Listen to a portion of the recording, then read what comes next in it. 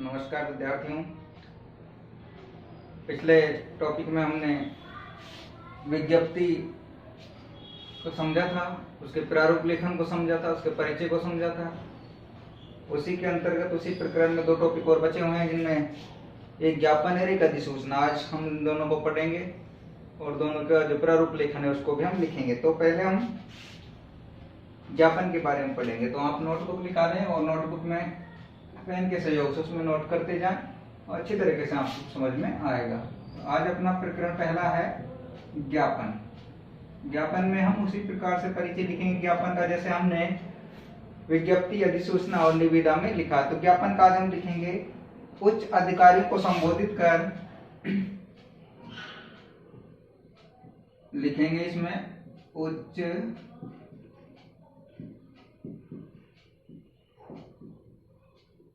अधिकारियों को संबोधित कर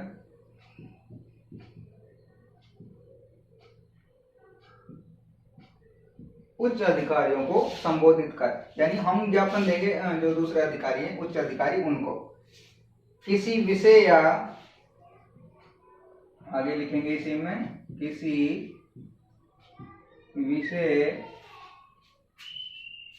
या आम समस्या को लेकर या आम समस्या को लेकर जो पत्र लिखे जाते हैं। पहले मैंने बताया था आपको, जो पत्र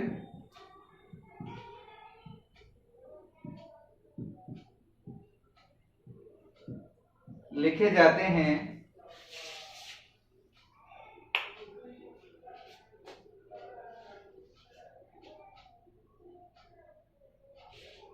या निवेदन किया जाता है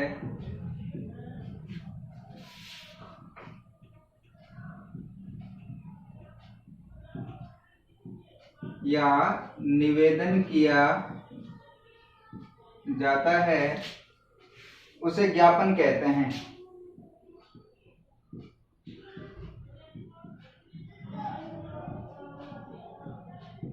उसे ज्ञापन कहते हैं। अब ये मैंने लिखा दिया है आपको, है ना, आप उसको उतार लेना। मैं थोड़ा सा इसको समझ देता हूँ। और देखो क्या है ज्ञापन। विज्ञप्ति है और जो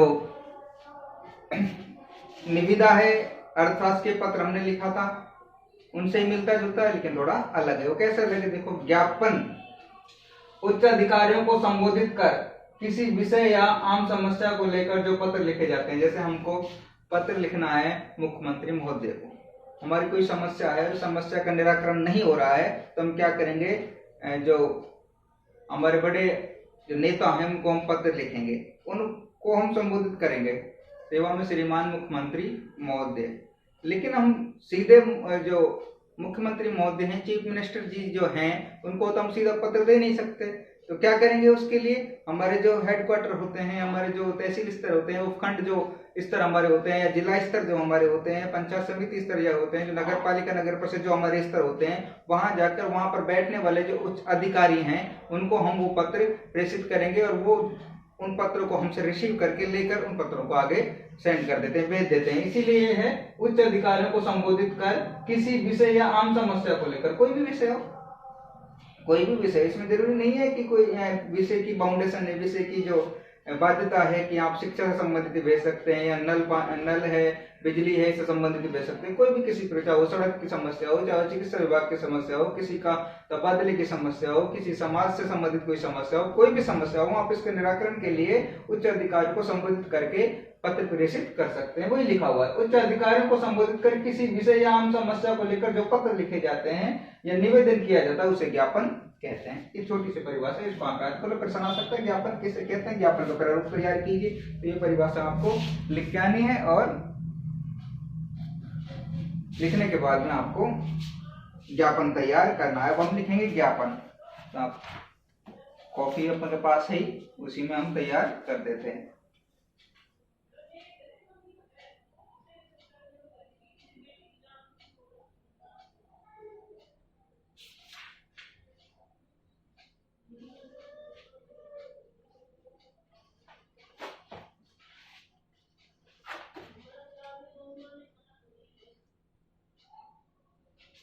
तो ज्ञापन का प्रश्न हम लिखेंगे, पहले ज्ञापन का प्रश्न लिख लेते हैं, क्वेश्चन पेपर में आएगा ना, उसी प्रकार से प्रश्न लिख लेते हैं। संस्था प्रधान की ओर से प्रश्न लिख लेते हैं ज्ञापन का। संस्था प्रधान की ओर से पुलिस अधीक्षक, जिला मुख्यालय पे जो पुलिस का सबसे बड़ा अधिकारी होता है उसे कहते हैं पुलिस अधीक्षक। इंग्लिश में कहें तो एसपी इसको कहते हैं। पुलिस अधीक्षक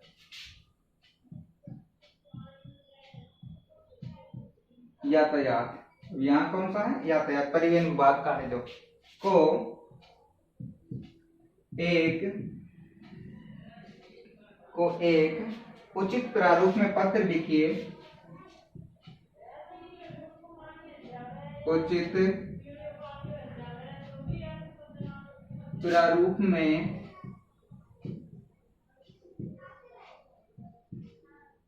पत्र लिखिए जिसमें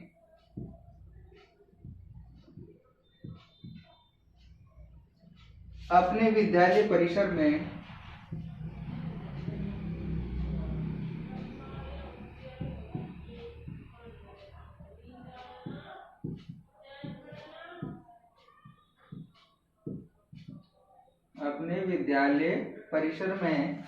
विद्यार्थियों के लिए, प्रश्न को उतारें भैया आप भी, विद्यार्थियों के लिए, अब संस्था प्रधान की ओर से लिखा गया है तो सीधी सी बात है स्कूल से संबंधित ही कोई काम होगा। प्रशिक्षु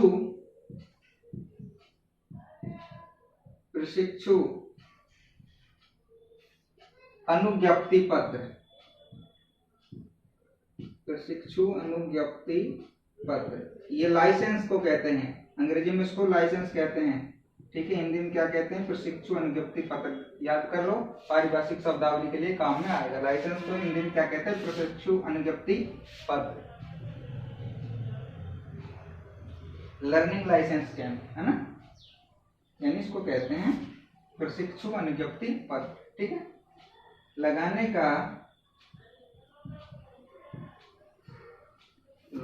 का अनुरोध किया गया हो,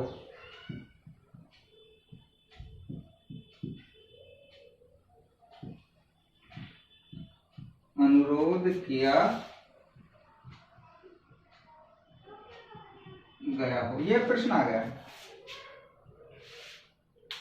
क्या कि विद्यार्थियों के लिए लर्निंग लाइसेंस कैंप लगवाना है, विद्यालय में प्रशिक्षु अनुज्ञप्ति पत्र का जो एक कैंप लगवाना है, उसके लिए यातायात का जो पुलिस अधीक्षक है उसको एक पत्र लिखना है उचित प्रारूप में ज्ञापन के तहत कि विद्यालय परिसर में उस प्रकार का एक कैंप लगाया जाए। तो वो ज्ञापन किस प्रकार से हम तैयार करेंगे, तो ये उतारें आप प्रश्न, फिर हम उसको लिखेंगे।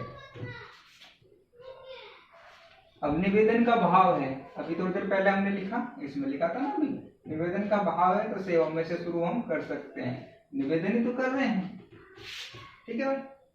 तो उतारा, संस्था प्रधान की ओर से पुलिस अधीक्षक यातायात को एक उचित प्रारूप में पत्र लिखे जिसमें अपने विद्यालय परिसर में विद्यार्थियों के लिए प्रशिक्षु अनुज्ञप्ति पत्र यानी लर्निंग लाइसेंस कैंप लगाने का अनुरोध किया गया, ठीक है भाई। अब इसको मैं साफ कर रहा हूँ, अब हम ज्ञापन लिखेंगे। देखो किस प्रकार से ज्ञापन लिखा होता है।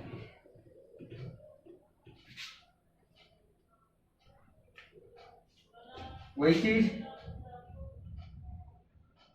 शीर्षक के तौर पे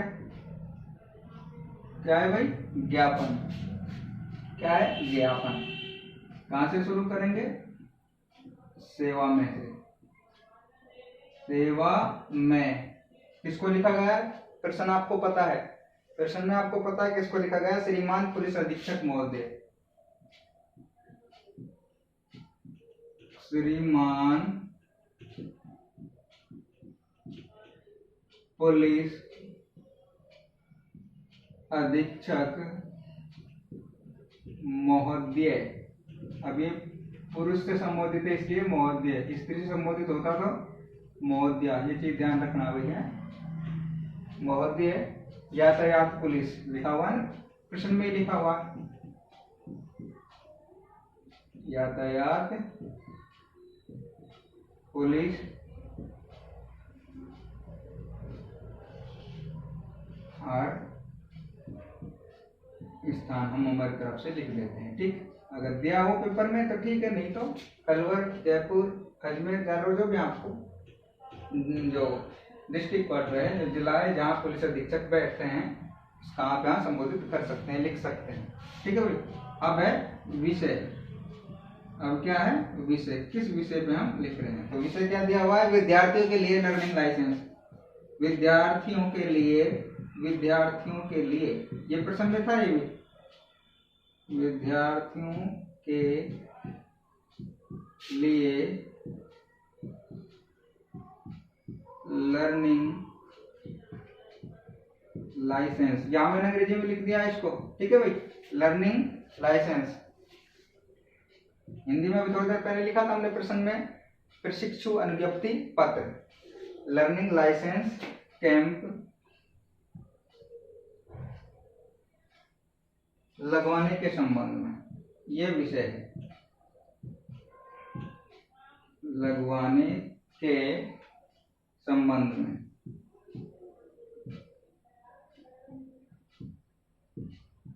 और पूर्णविराम चिन्ह। क्या विषय हो गया? विद्यार्थियों के लिए लर्निंग लाइसेंस कैंप लगवाने के। इसी के नीचे जो सेवा में लिखा हुआ है, उसी जो शुद्ध में हम लिखेंगे, महोदय निवेदन है कि, क्या कर रहे हैं हम? निवेदन, निवेदन है कि, छोटी की है ना, इस वर्ष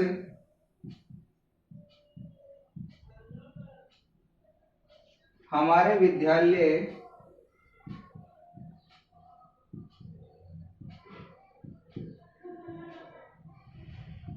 इस वर्ष हमारे विद्यालय में आसपास के क्षेत्रों से, विद्यालय में आसपास के क्षेत्रों से अनेक छात्रों ने, आप थोड़ा आगे से कर देंगे, है ना, अनेक छात्रों ने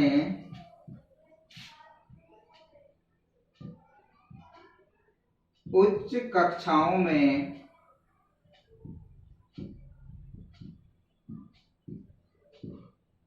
प्रवेश लिया है।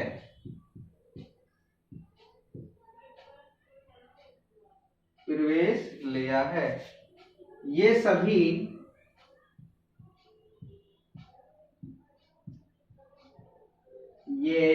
कौन सभी? जो बालक नए आए हैं, नव प्रवेशार्थी, ये सभी नव प्रवेशार्थी, अर्थात जिन्होंने नया प्रवेश लिया, उनके लिए कहा गया नव प्रवेशार्थी। वाहन चलाने के लिए, वाहन चलाने के लिए ड्राइविंग लाइसेंस बनवाने के इच्छुक हैं। ड्राइविंग लाइसेंस बनवाने के इच्छुक हैं। बनवाने के इच्छुक हैं, परंतु मुख्य परिवहन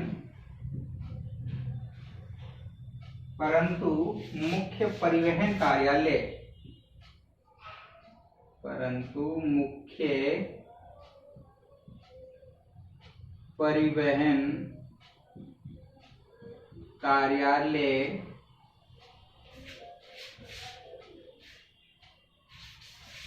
दूर होने से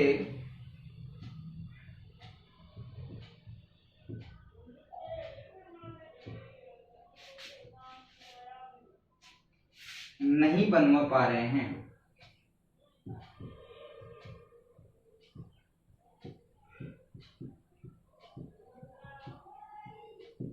नहीं बनवा पा रहे हैं।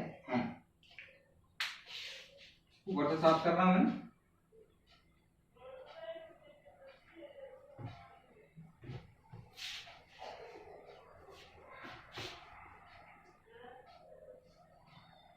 यदि इस संबंध में, यदि यहीं से चालू कर देना ना, पैराग्राफ चेंज नहीं करना। यदि इस संबंध में हमारे विद्यालय परिसर में ही, हमारे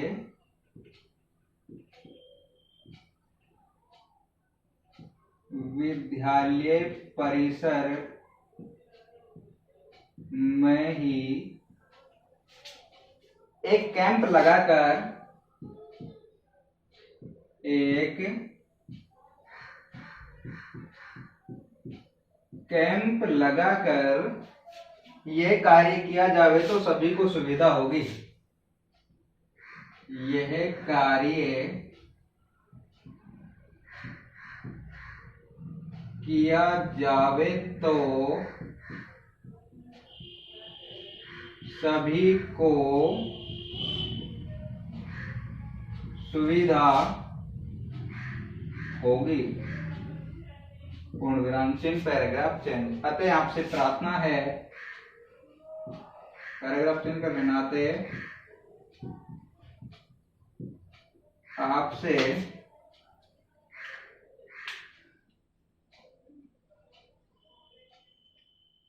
प्रार्थना है कि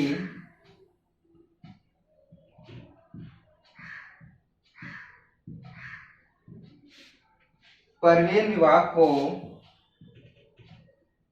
परिवहन विभाग को निर्देश देकर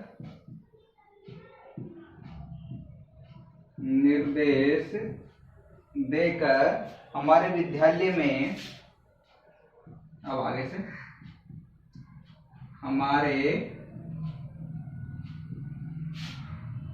विद्यालय में शिविर लगवाने की कृपा करें। शिविर यानी कैंप लगवाने की कृपा करें। हम आपके आभारी रहेंगे। इसको थोड़ा और नीचे लिख देता, यहीं से लिख देना। हम आपके आभारी रहेंगे। और पूर्णविराम चिन्ह। अब मैं इसको साफ कर रहा हूं ना, तो देख लेना इसको। इस प्रकार से ये लिखा जाएगा। अब बात आती है कि किसके द्वारा ये लिखा गया। नीचे जैसे हम लिखते हैं ना, हम आपके आभारी रहेंगे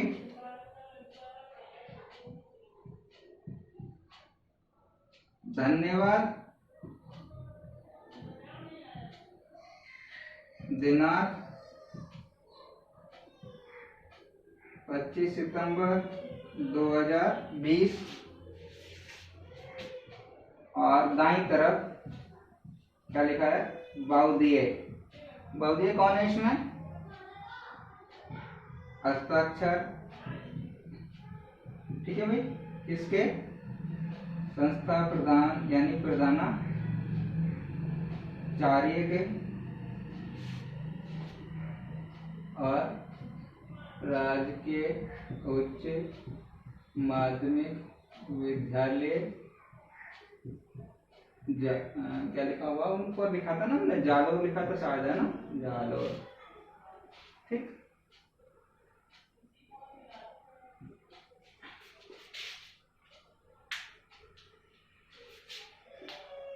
ये आपका ज्ञापन हो गया। ठीक है भाई। इस प्रकार से राजकीय उच्च माध्यमिक विद्यालय लिखा हुआ है बेटा, ना दिखाई नहीं दे रहा हो तो प्रधानाचार्य तक लिखो तो यहाँ है ना, फिर मैं ऊपर लिख देता हूँ। प्रधानाचार्य तो दिखाई दे रहा है ना, अब प्रधानाचार्य के बाद में इसी के नीचे लिखना है ना, प्रधानाचार्य के नीचे, ध्यान रखना। कहाँ का प्रधानाचार्य है? राजकीय उच्च माध्यमिक विद्यालय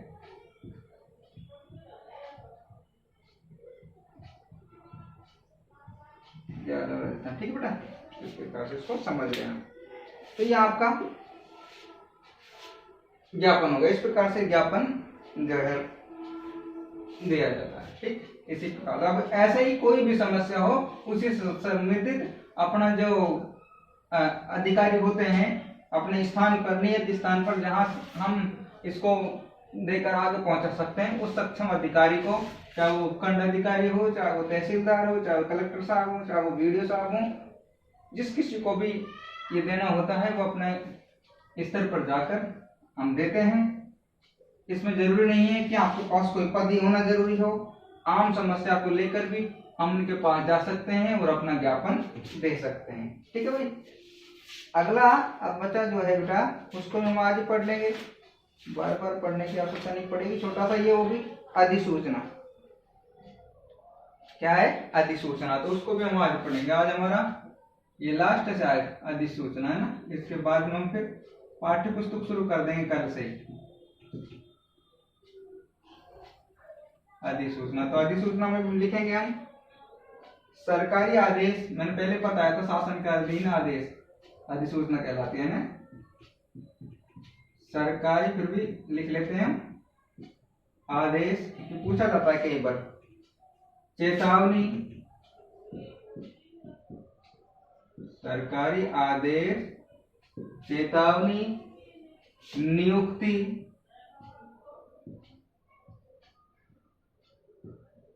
अवकाश। कई बार होता है ना, देर रात घोषित कर देते हैं अवकाश, सुबह स्कूल का अवकाश, बच्चे तैयार होते हैं, पता बाद में चलता है कि अवकाश है, तो अधिसूचना होती है। आदि से संबंधित, आदि से संबंधित सूचना को आम जनता के लिए प्रकाशित किया जाता है। सूचना को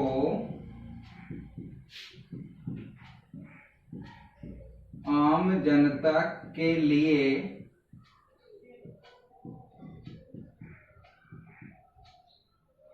प्रकाशित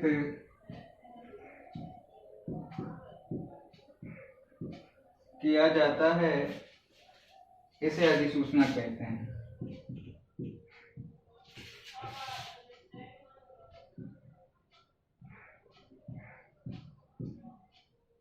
इसे अधिसूचना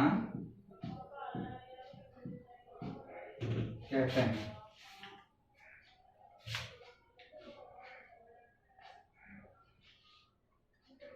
सरकारी आदेश निकालना हो, कोई चेतावनी देनी हो, नियुक्ति निकालनी हो, अवकाश से संबंधित कोई सूचना देनी हो, इन सबसे संबंधित सूचना आम जनता के लिए प्रकाशित की जाती है। किसके माध्यम से की जाती है? अधिसूचना के माध्यम से की जाती है।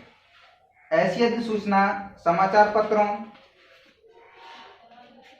और दूरदर्शन, रेडियो आदि के अलावा वैधता की दृष्टि से सरकारी गजट में प्रकाशित की जाती है। इसमें जारी होने का दिनांक अंकित रहता है। ये सब में होता है दिनांक जो भी। तो हम एक अधिसूचना लिखेंगे, उसके बाद में हमारे ये पूर्ण रूप से पूरा हो जाएगा। अब लिखेंगे हम अधिसूचना। तो ये समझ में आ गया होगा आपको कि अधिसूचना किसे कहते हैं? सरकारी आदेश, चेतावनी, नियुक्ति, अवकाश आदि से संबंधित सूचना को आम जनता के लिए प्रकाशित करना ही अधिसूचना कहलाता है। ठीक है भाई।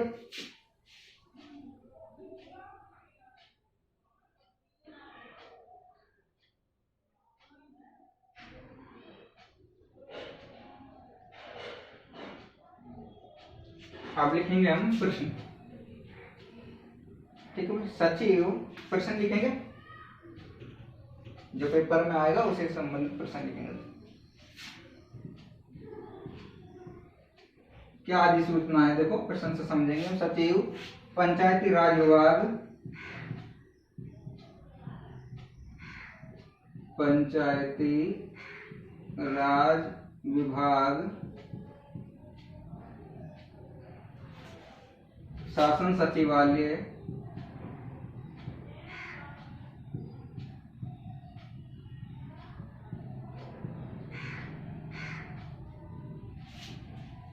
जयपुर की ओर से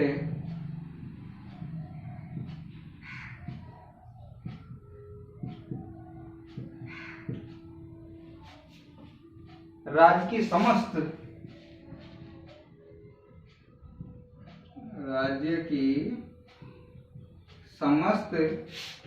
ग्राम पंचायतों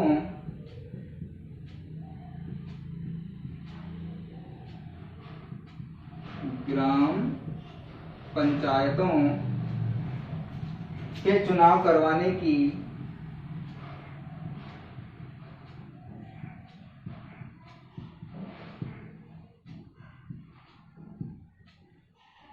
अधिसूचना का प्रारूप लिखिए।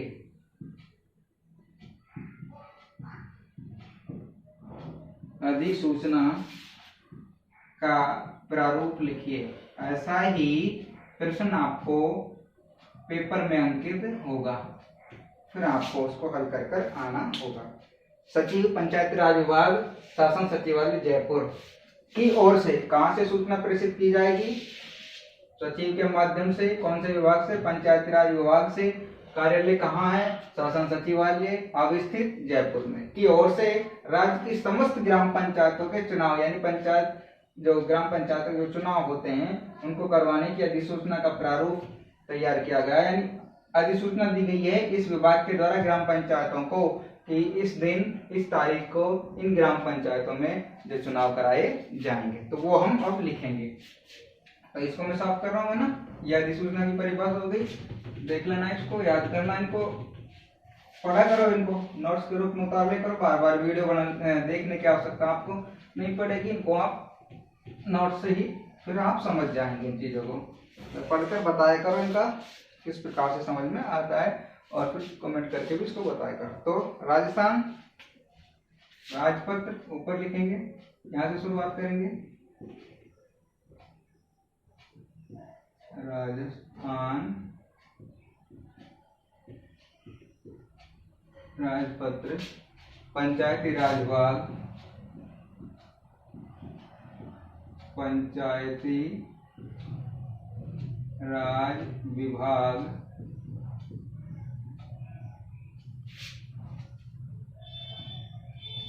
जयपुर। पेपर में आया था, वो प्रश्न था ऐसी प्रकार से।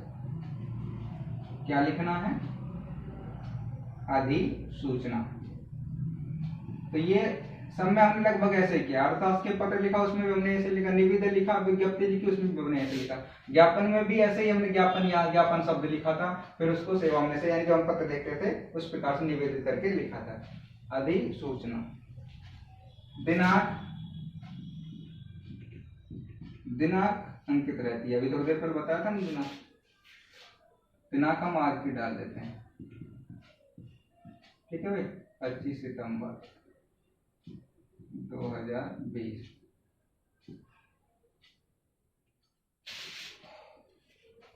अब लिखेंगे यहाँ से क्रमांक, यहाँ से शुरू कर देंगे।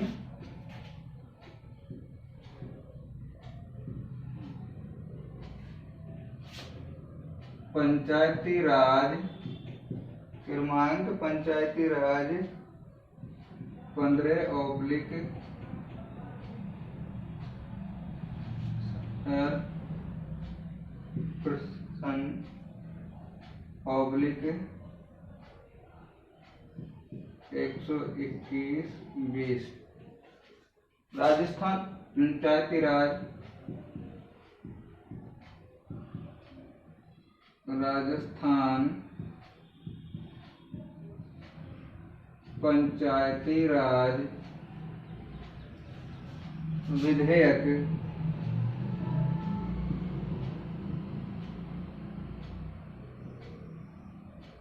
1958 की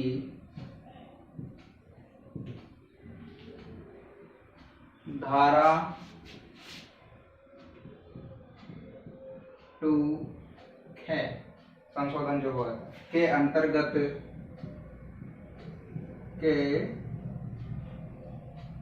अंतर्गत प्रदत्त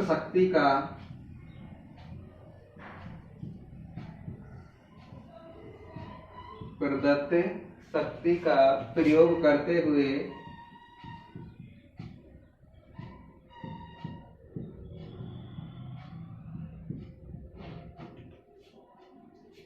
राज्यपाल महोदय की आज्ञा से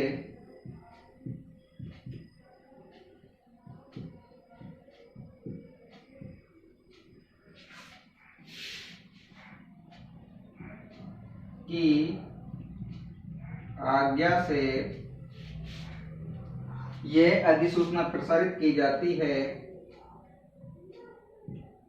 यह अधिसूचना प्रसारित की जाती है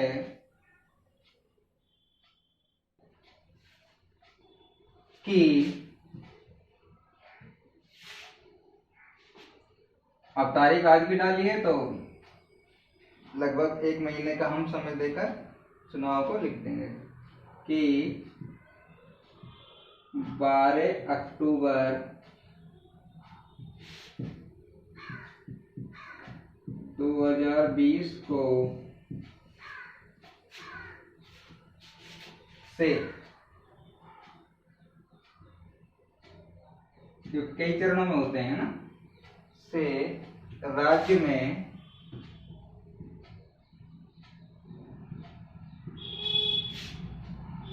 समस्त ग्राम पंचायत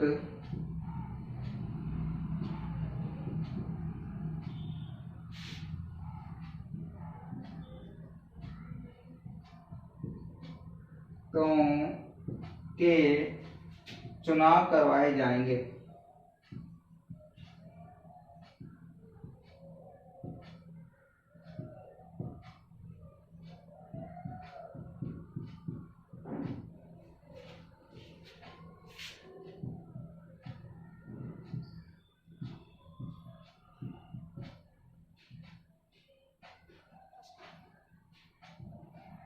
इन चुनावों की आचार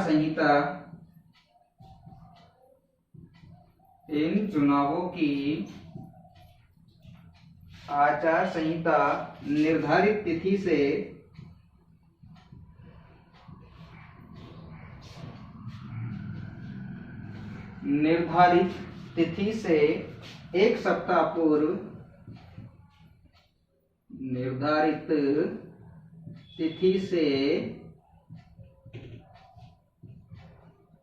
एक सप्ताह पूर्व लागू की जाएगी।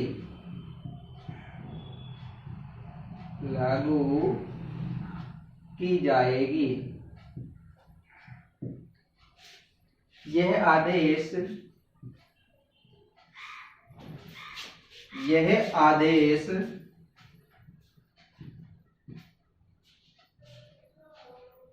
तुरंत, यानी शीघ्र, तुरंत का शीघ्र, बहुत जल्दी अनुमान्य रहेगा।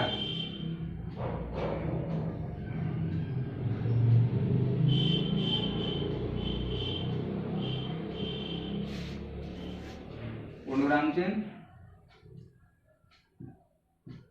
नीचे हस्ताक्षर, किसके? प्रश्न में क्या था? सचिव था कि नहीं? तो वही बस प्रश्न सचिव, और फिर उसके बाद में यहाँ लिख रहा हूं ऊपर, जो सचिव के नीचे जो लिखा जाएगा वो यहाँ लिख रहा हूं, सचिव पंचायती राज विभाग,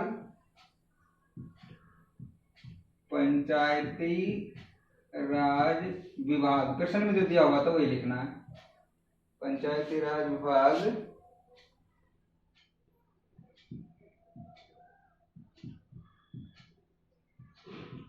शासन सचिवालय जयपुर। ठीक है भाई, और पूर्णविराम चिन्ह, ये आपका यहाँ लिखा जाएगा, इसके नीचे, सचिव के नीचे। तो ये आपका जो है अधिसूचना होगी। तो इस प्रकार से अधिसूचना होती है। अभी चुनाव से संबंधित थी, परीक्षा से संबंधित भी होती है, आपने देखा होगा, सारी चीजें हैं। तो सरकार के द्वारा जो अधिसूचना जारी की जाती है, चाहे वो सरकारी आदेश निकाले या फिर नियुक्ति से संबंधित आदेश निकाले या अवकाश से संबंधित आदेश निकाले या फिर अलग प्रकार से कोई ऐसी सूचना आम जनता के लिए प्रेषित करे। तो हमने बता दिया इसको ना साफ तरीके से, और इनको उतारते रहें, पढ़ते रहें, नोट्स के रूप में बनाते रहें। हमारा व्याकरण का जो मैटर था वो लगभग समाप्त हो गया। निबंध बचे हुए हैं, निबंधों को आप पढ़ लेना, क्योंकि अभी पता नहीं जब आपको जब स्कूल खुलेंगी तो कोर्स कितना आएगा, 80% आए, 70 आए, 50 आए, तो क्या चीज को वो उसमें से डिस्कनेक्ट कर दे सिलेबस में के। तो हमने जो व्याकरण से संबंधित जो टॉपिक थे मुख्य मुख्य उनको सबको ही पढ़ लिया है। अब जो बात आती है, जैसे दो चीज बची हुई हैं, निबंध है और संवाद सेतु है। तो संवाद सेतु के भी प्रश्न है, उनको भी आप पढ़ सकते हैं, कोई बड़ी बात नहीं है। फिर भी अगर वो कोर्स में रहेंगे और विद्यालय खुल जाएगा तो हम फिर उनको बाद में पढ़ाएंगे, और उसी प्रकार से निबंधों को भी आपको समझा देंगे। और समझाने का आवश्यकता नहीं है, आपको काफी दिन उनको पढ़ते हुए होंगे, उसी प्रकार से वो लिखे जाते हैं। अब बात आती है पाठ्य पुस्तक की। कल से हम पाठ्य पुस्तक शुरू कर देंगे। पाठ्य पुस्तक के अंतर्गत उसी प्रकार से हम उनका जीवन परिचय, पहले जो पद भाग हमारा दिया हुआ है, बड़ी जो किताब है उसको हम पढ़ेंगे, और पद भाग से संबंधित जो चीजें हैं व्याख्यात्मक रूप से आपको समझाई जाएंगी। तो आप रेगुलर क्लास के साथ बने रहें और इनको पढ़ें, लाइक और कमेंट करते रहें। अगर बस समझ में नहीं आती है तो उसको बताते रहें। नमस्कार।